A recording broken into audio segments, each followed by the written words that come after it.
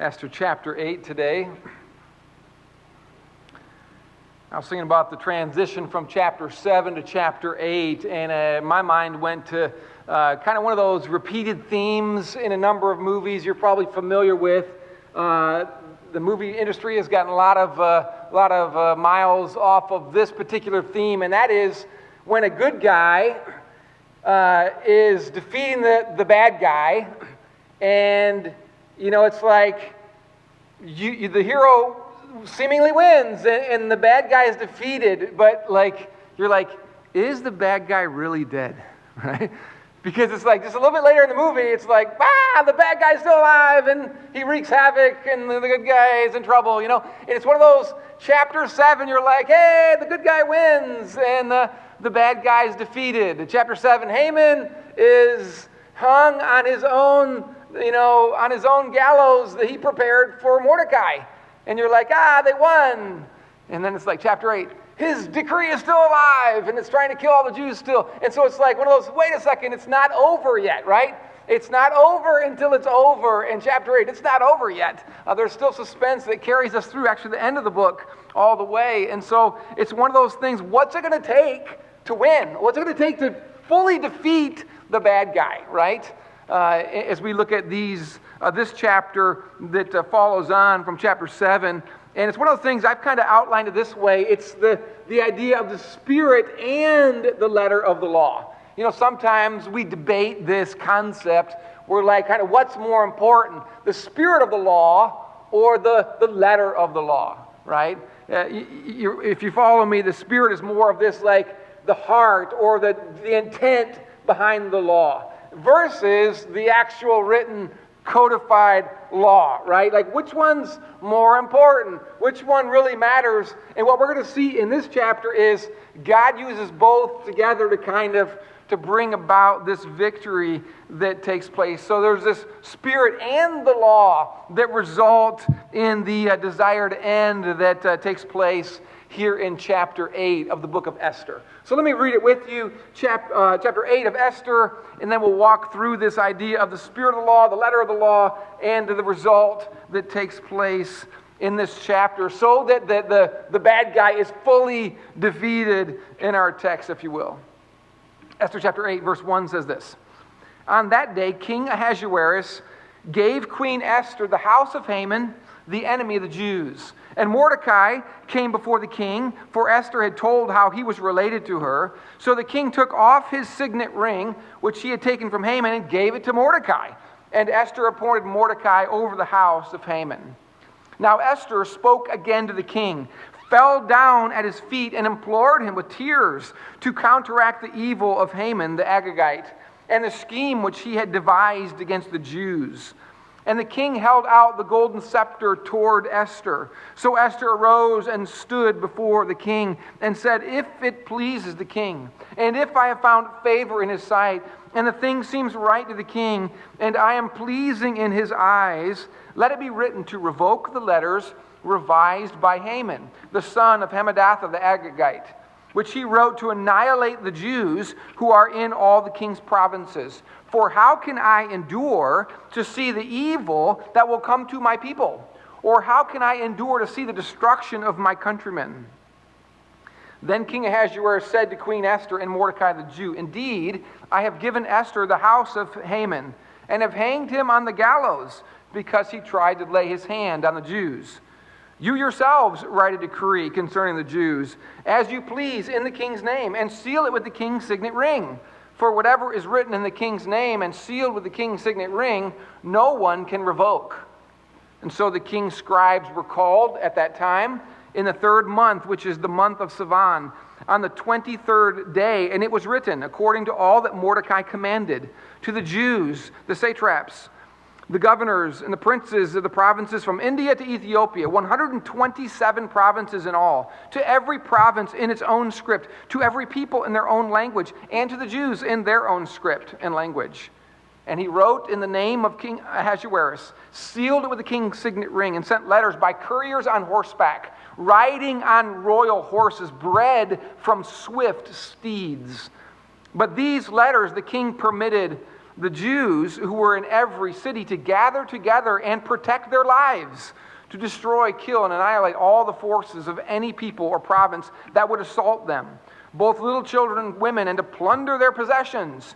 On one day in all the provinces of King Ahasuerus, on the 13th day of the 12th month, which is the month of Adar.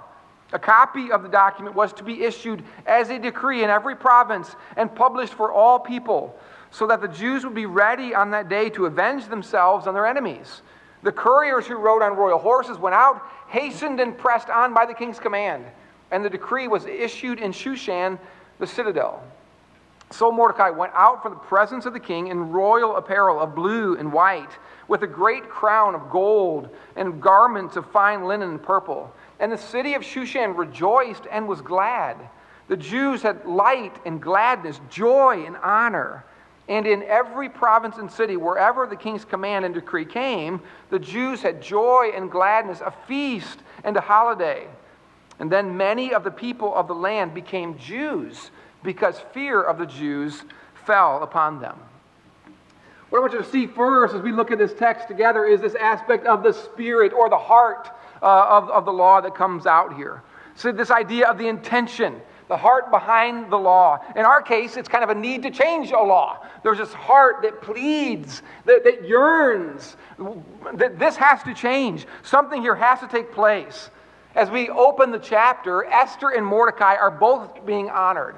They both are exalted. They're rewarded here. Esther is given all the possessions of Haman. All that this one who'd just been killed because of what we read in chapter 7, he is disposed of, and all of his possessions, his house, is given over to Queen Esther. Mordecai is given not possessions, but a position of honor with his ring. He is now the one who is second in command behind the king. Things are going very, very well, right? Things are going great, in fact, for Esther and Mordecai. And then we read what takes place next, that verse 3, all these good things happen to them, but Esther risks, in a sense at all, to go before the king again.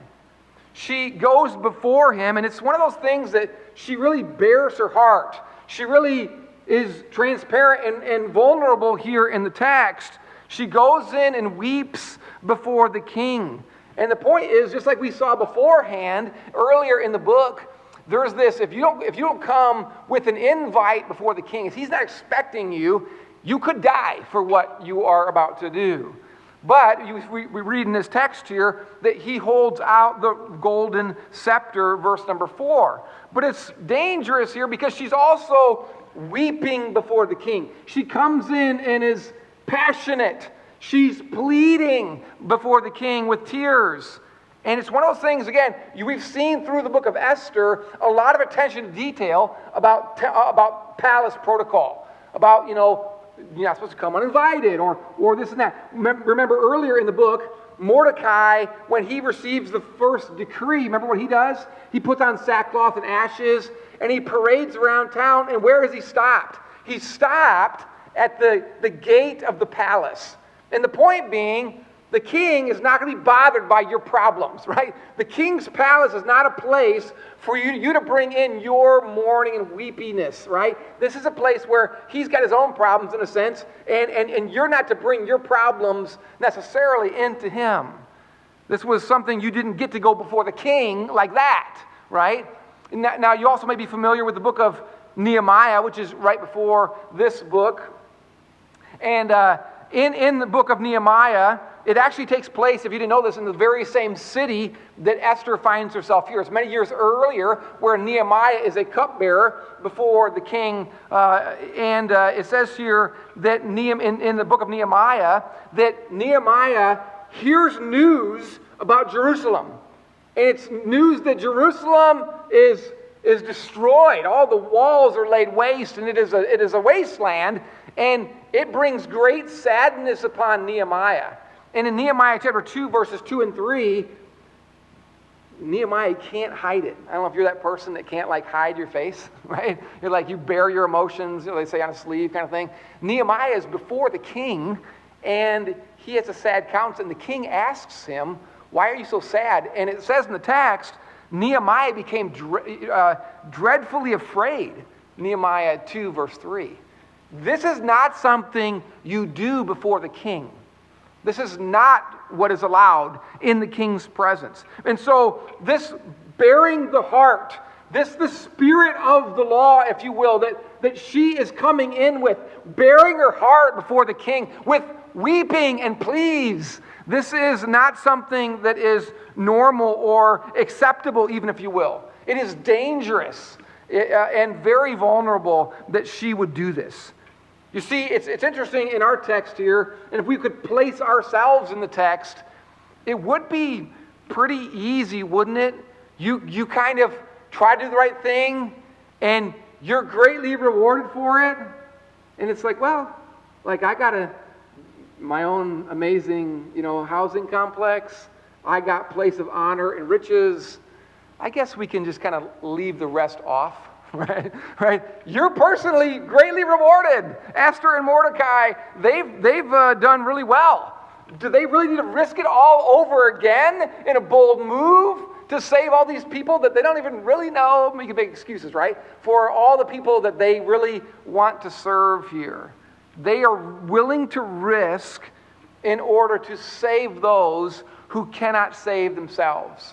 You see, the reality is people need an advocate. People need an advocate. And in our passage, these advocates that started down the road are not willing to fall short of what they really need to do. It's really an example of leadership. Sometimes leaders think that the system is really about rewarding them. Like, I deserve it. I'm in this place of honor and whatever, and I deserve the reward. And then they lose sight of what?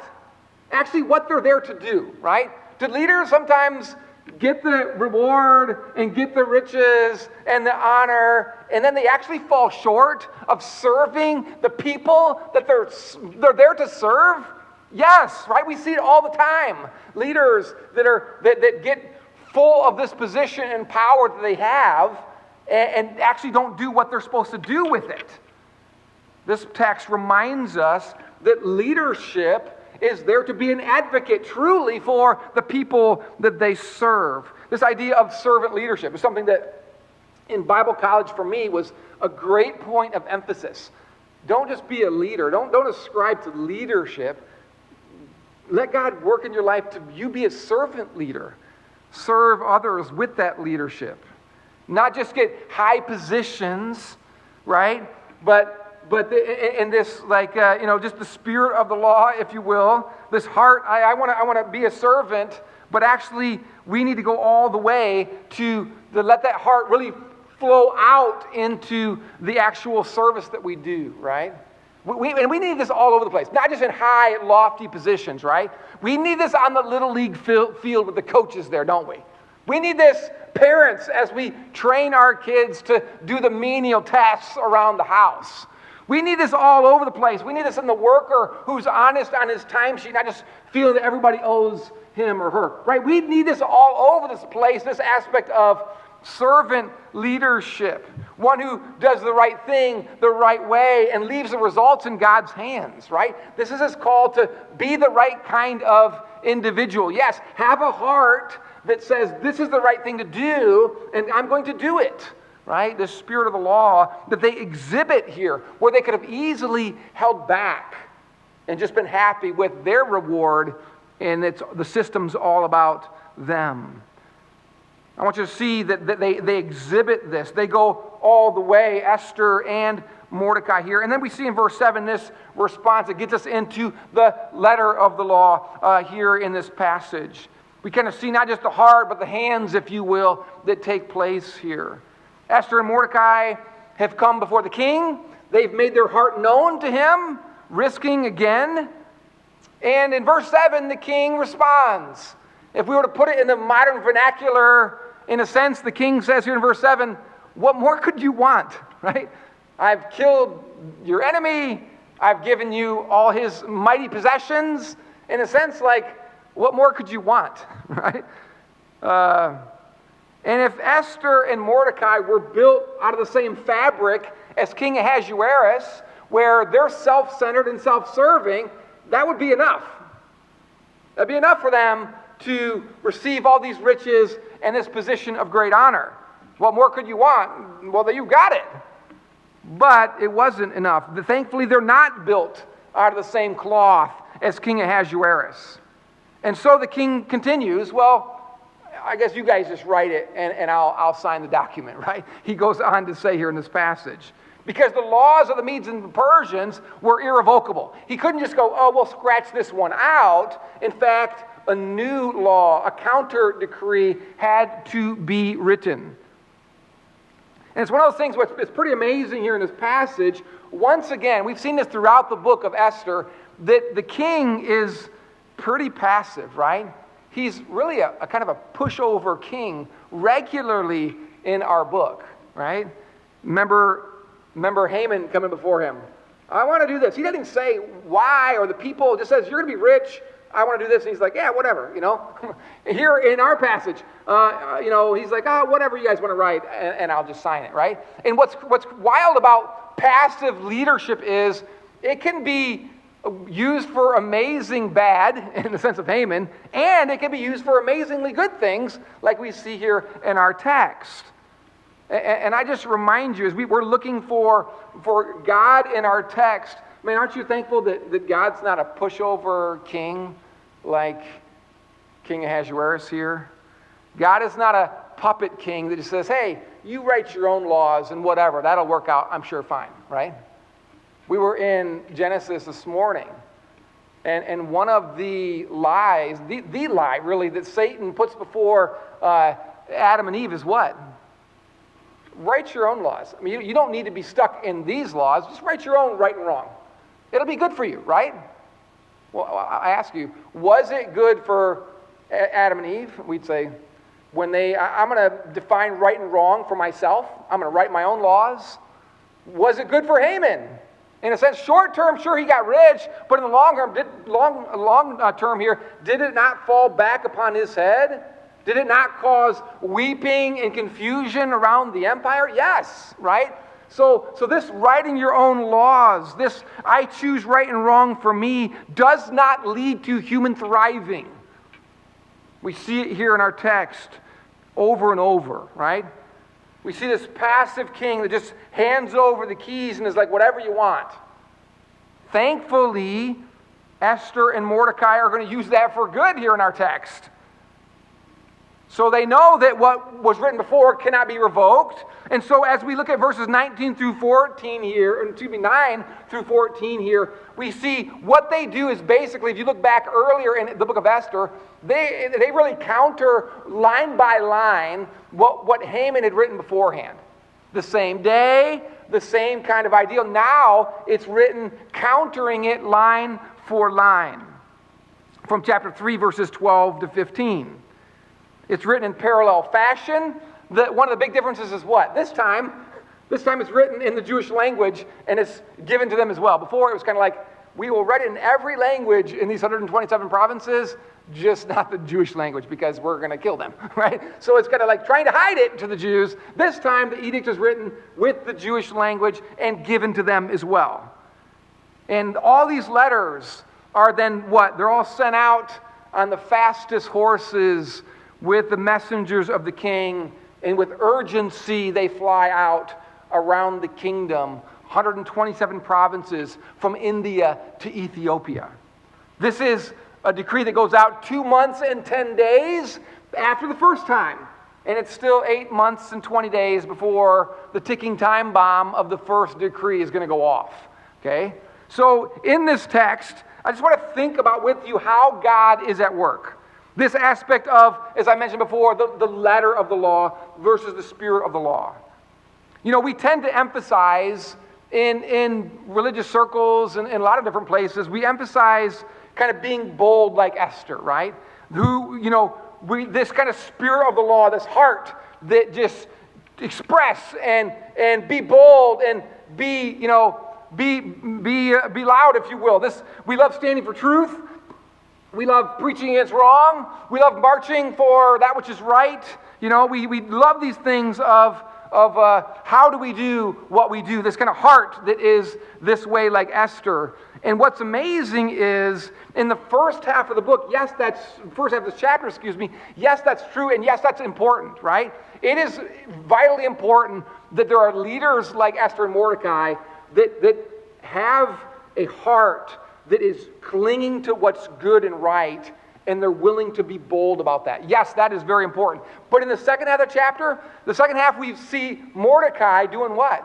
Mordecai is getting down in the long and laborious work of writing laws, right?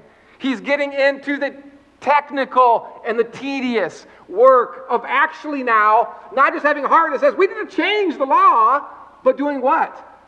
Getting in the middle of it to rewrite it and resend it out. All the technical and tedious, long and laborious work. With who? Verse number 9. With the nerds, the scribes, right? He's like, all the nerds have gathered around him, and he's like, let's write a new edict. Doesn't that sound exciting? No, it's not sounding very exciting to me. Like, the last thing I would want to do is sit around with a bunch of nerds and write new laws. Right? That is not at all what I see is like, this is exciting God stuff here, right? In this passage. And I look at you with this idea in mind here, that we need both. We need the heart of this spirit of the law, if you will, this heart that says something's wrong, we need to do something about it and speak against it. And we also need what? We need those that are going to get into the weeds of it and get into it and rewrite the laws to see it actually fully die, if you will, to see it change. I want to see here in this passage, yes, we need kind of passionate preachers, but we also need, can we say politicians that get into the painstaking work of changing things that are wrong and seeing them make it right, actually in words, putting right thoughts into right words that make it into right documents? Do we not need that? I think we do. I think that's what God does here in our chapter 8. God works not just in the heart or the spirit of the law. God works in the midst of the letters of the law to save his people and to bring about true justice. God does this work in both. See, the Medo-Persian law could not be revoked. We've read it a few times in our book here. The system had been used as a tool to do evil. The system had worked in such a way where these laws and decrees were passed and signed on, and they could not be changed, if you will. So, what does God do? God works in that same system. God uses his people at this time and place to get into the weeds of the letters of the law and sees change come about so justice can prevail and injustice can be overthrown. I mean, can God work outside the system? And we would say, yes, sure, right? That's more in the area of miracles, right? God working, here's the normal system. God does work in miraculous ways, yes. I want to discount that in any way, right? But in the book of Esther, what have we been emphasizing? We've been emphasizing not miraculous power of God. We've been talking about the providential work and power of God. Providence is the invisible hand of God. God not so much overtly working as he is kind of covertly behind the scenes working and orchestrating all the things that are taking place to have his good work be done, right? And I would say in the book of Esther, that's kind of the emphasis, right? The emphasis is providence rather than miraculous. God tends to work in the kind of common, practical, everyday, mundane ways, more so in this book than he is the massively big, miraculous ways. God is a God of providence. And what does God use here in our text? He uses advocates, right? He uses advocates that have the spirit of the law, I have a heart that says this isn't right. We need to speak out against it. But then he has what? Those that get into the letter of the law. And they get into actually taking those right thoughts, putting them into right words and into right documents so that change takes place here. I just want you to see, we sometimes divide the sacred from the secular in so dramatic fashion. And in our book, it's not so separate, is it? Mordecai and Esther get into the weeds of laws in the Medo-Persian world that God uses to save his people. God's hand is written all over this chapter, and it's not just in the spirit of the law, but in the letter of it here in our passage. And we need those that will do both. We need loud proclaimers of truth to stand for what's right and to proclaim it. But we also need those who will jump into it and get into the letters of it and the documents of it to see it take place and God's work to be done. And that takes us to the last part of the chapter, the idea of the result. What's the result when both of these things combine together in our text? And that's found in the last few verses here, verses 15 through 17, right? Esther has made a passionate plea. The spirit of the law is on display here. Mordecai has painstakingly rewritten the documents with all the scribes, and they have distributed this new law out to all the provinces of the kingdom. And what happens when these two things come together? When these two things come together, verses 15 through 17, where the previous decree brought confusion and weeping, what does this one do? This brings joy and feasting, right? There is rejoicing among the people. It's this beautiful culmination of spirit and letter that produces the result of rejoicing. And I would point out to you, seemingly converts. The end verse here, the end of verse 17 says, many people became Jews. It's an interesting statement here, and I will point out to you that there's going to be confusion when there's when there are swords involved, right? This is like, are these genuine converts or are these just kind of fair weather fans? There's always going to be fair weather fans, right? Just real briefly, I'm a Detroit Lions fan if you've never heard that before, and you know, what was weird for me last year is like people started liking my team that has been the laughing stock of my entire 44-year existence, or 43 years, because last year they were like finally like decent. And I'm like, I feel weird when people are like, we like the Lions too. And you're like, wait a second, right?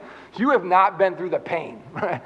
You can't jump on the bandwagon now. Like, what is going on here, right? But there will always be bandwagon fans when someone is seemingly victorious or they're winning, right? There's always people that want to jump on to the winning side. So perhaps that is part of the deal here, right? As Israel now seems to have the upper hand, the Jews now have the law on their side, and there is fear of them. And so certainly there is perhaps some of that here, certainly, right? But I would look for this with you to say, is this perhaps also something more? Because this idea of becoming a Jew, what does that mean, right? Can you just jump nationalities? What were the Jews known for? What they were known for from the beginning of them becoming a nation was that their God had done this. That their God was different. That God had placed his name upon them. He was using the Jewish nation to declare his name Yahweh to the entire world. That's what God was doing, right? We know that from the book of Exodus. And as you look at the book of Exodus, as they come out, this band of misfits, they shouldn't make it anywhere, right? They had no formal nation, just Moses leading them with a staff towards the promised land. They don't have an army. They have nothing.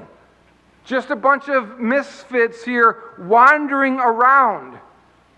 They're going towards the land where there are developed nations in the land of Canaan.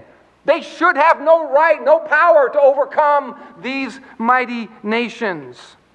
In a sense, we would say this phrase, it's almost like out of the frying pan into the fire, right? This is like, there's no way in their life they should survive. But God made promises to them. God put his name upon them. And it's one of those things where God is going to do a work, and God is going to show his name through them. As they go into the promised land, God said, I'm going to be with you, right? And God's sometimes described different ways, right? Sometimes we think of God, even in the animal kingdom, we think of him as like a lion, right? We hear about the lion of the tribe of Judah. We're mighty and powerful, and you're like, yeah, I want a lion by my side, right? And in one passage in Exodus 23, God describes himself a little bit differently, and you're like, I don't know if I like that one as much. Why don't we go back to the lion illustration? Because in Exodus 23, God says, I'm going to be like a hornet, right? I'm going to be like a hornet. I'm going to go into the promised land before you, and I'm going to cause the fear of you to be upon them. God's going to start the whole movement in front of them in such a way that as Israel comes in, there's going to be this fear about this nation who's coming. Exodus 23, verse 27-28 said, I will send my fear before you. I will cause confusion among all the people to whom you come, and will make all your enemies turn their backs to you. I will send hornets before you, which shall drive out the Hivite, the Canaanite, and the Hittite from before you. He's going to put a state of panic before the nations of the land. If I was to tell you today, I mean, if there was a lion in here, you'd probably be afraid too, certainly, right? I was like, I'm going to let a lion loose, right? But if I had a little jar of hornets up here and I was like, hey, what do you guys think if I let these loose? Some of you would become very, very uncomfortable, right? We don't like either one of those necessary animals, but this idea of the fear of God that was going to go before them and was going to produce that they're going to turn their backs and running from you, I'm going to cause victory. This idea of, so I think this Esther language is reminiscent of Exodus language, that the hornets coming in, and it's going to produce fear. I'm uncomfortable, right? I don't want to be around the hornets. I'm not staying around to get stung, right? So we're leaving. And that's the idea here. Victory is ensured because fear is present, because God's at work, right? Here we see that here in our text, reminiscent of this kind of language. The fear of the Jews. Yes, this could be fair weather fans, but I see this as the Jews, what they were known for as being the people of Yahweh. And what made them different is their God, and him alone was the God of gods, the King of kings. Right? There is no reason on the planet that Israel should have survived Egypt, that Israel should have survived the Canaanites, that they should have survived the Babylonian captivity, the Medo-Persian, the Assyrian, the Roman, none of these captivities should they have survived. Marching through history, they should have never survived Hitler. They should never survive the nations surrounding them today that want to wipe them from the face of the planet Earth, right? Unless God is a God who said, I'm going to be with you, and I'll be your God. So yes, there's a sense in which there's a Jewish nationality here, but I believe, especially in biblical times, it carries the idea of this, to become a Jew was to see their God for who he is and surrender my heart to him. This fear of God that is this faith that the Jews were known for, in awe of their God. Deuteronomy 5:29 says, oh, that they had such a heart that they would fear me and always keep my commandments, that it might be well with them and with their children forever. Oh, that we would know and fear the God of Israel,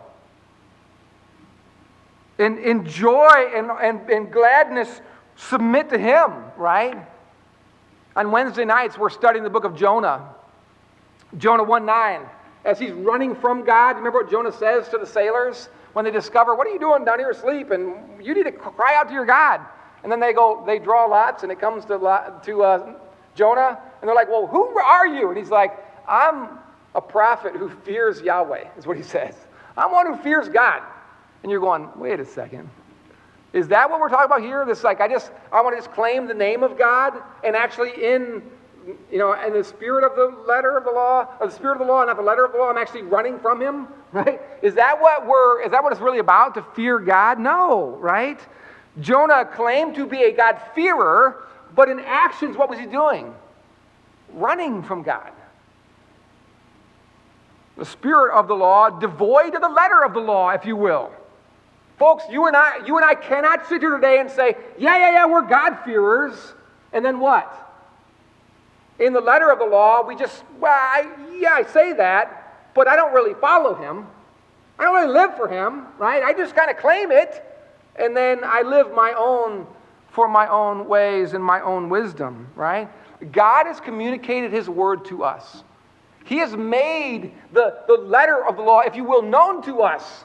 What does he want us to do? We're not like, I don't know. I just claim him, but I don't know what it means to look like him and follow him. No, he has made it known to us. And so as we walk by his Spirit's power, we can rejoice and be glad, feast in his presence, enjoy the fruit of this Spirit of the law and the letter of the law made possible by the Spirit in our life. Not be like Haman in his anger and murderous heart that says, my way, right? That does not lead to thriving, as we've said earlier. That were turned back on him. No, we want this Esther and Mordecai spirit that says, I want to know my God, I want to make his ways known, and get into the aspect of this others-oriented love that serves down to the letter of the law, that results in joy and thriving. Both personally, what does Mordecai do here? He leaves with the robes royal on his body, right? He is on display. Royal, personal blessing. But what else? What else is going on? Public blessing, right? There is this. The people are rejoicing. And I just look at you and say, what does victory look like? What does victory in the Spirit look like? Not just like an apparent victory where we know the enemy's going to reemerge and destroy us. We're like, we had a good little run here while he was seemingly gone. No, good intentions are a good place to start. Yes, the Spirit of the law matters. We want to know right and not stop short of that, to proclaim it. But what do we want to do? We want to follow the Lord all the way. We want to follow his ways that are made known in the letter of the law. Getting into the roots, working for change on the foundational level. That which is lengthy and laborious, right? That which is mundane in the daily task of knowing him and making him known. We want to do the work, right, if you will, of serving and continuing to serve with this urgency, like the steeds here who are bred to be swift. There's an urgency to those daily tasks of ours. And when we see these two things come together, the Spirit of the law and the letter of the law, they come together and they form this beautiful joy, rejoicing, feasting picture that we see in our text. Right heart combined with right hands, leading and resulting into a movement of rejoicing from the blessing of God. So I encourage you to meditate on this spirit of the heart of God finding its way into the letter of the law. Spirit of the law and the letter of the law resulting in rejoicing together as we consider Esther chapter 8. Let's pray. Father, thank you for this morning and the chance to just share this chapter as we walk through the Bible chapter by chapter. Lord, this is not a chapter that is just devoid of application and meaning for us. And I pray, God, as we look at your truth, that you would cause us daily to have an urgency and a hunger for it, to know you and make you known. Lord, not just claim it, not just say I have this passion, but that passion never finding a place in the daily habits and the daily work, in our daily words even. God, I pray that we'd be a church full of the Spirit of the law and the letter of the law. That the result in our own lives and the lives of the community around us would be that of joy and rejoicing. Not confusion, anger, weeping, but joy and rejoicing as we draw attention to Jesus Christ. Lord, may you make your way known. I pray for anyone here as well today that doesn't know Jesus as Savior. Lord, I just pray that you'd help them to turn to Christ, that there can be joy in the middle of their sorrow, that there can be meaning and purpose. Lord, as they turn their hearts to you and find meaning in the mundaneness of life, in the letter of the law, the spirit of the law, to this land of rejoicing and peace. Lord, thank you for your goodness to us in Christ. May Jesus be honored, we pray. In Jesus' name, amen.